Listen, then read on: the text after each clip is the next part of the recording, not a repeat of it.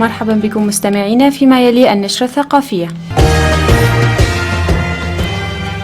يكرم مهرجان سترايفو السينمائي الممثل والمنتج السينمائي الأمريكي روبرت دينيرو الحائز على جائزة أوسكار بجائزة عن مجمل أعماله في ليلة افتتاح المهرجان الجمعة المقبل. وقال المخرج ميرساد بوريفاترا في بيان له يوم أمس: يشرفنا أن يكون روبرت دينيرو أول من يحصل على جائزة القلب سترايفو الشرفية عن مجمل أعماله. وأضاف دينيرو: سيقدم في المهرجان فيلم تاكسي درايفر للمخرج مارتن والمحمول إلى التكنولوجيا الرقمية في ذكرى مرور 40 عاما على إنتاجه. وستكون الجائزة الرئيسية في المهرجان هي قلب سترايفو. وسيرأس المخرج الفلسطيني إيليا سليمان لجنة التحكيم الدولية في المهرجان.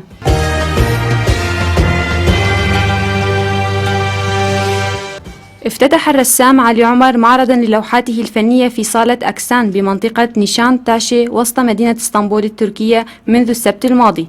وقال عمر بأن أول معرض رسم له كان في المرحلة الإعدادية، وأراد بعدها أن يصقل موهبته بالخبرة الأكاديمية، فالتحق بكلية الفنون الجميلة في جامعة دمشق. ولفت إلى أن الشيء الذي دفع أولئك لرسم ما يجول في فكرهم على جدران الكهوف هو ما يدفعه حاليا للرسم، فهذا الفن يولد مع الإنسان بالفطرة. وأفاد عمر أن معظم لوحات المعرض رسمها في مدينة اسطنبول بعد قدومه إليها عام 2015. ولفت أيضا إلى أنه بعد الثورة السورية لجأ إلى قريته التابعة لمدينة القامشلي وتابع رسم لوحاته فيها قبل أن يغادر إلى تركيا.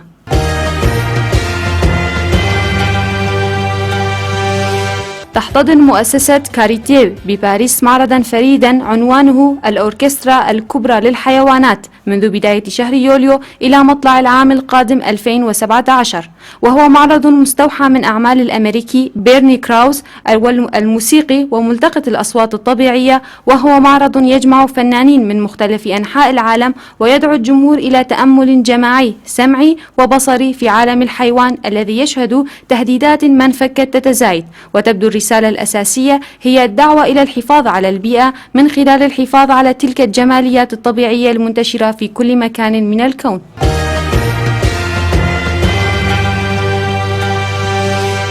انتهت النشرة الثقافية، نشكركم على حسن الاستماع.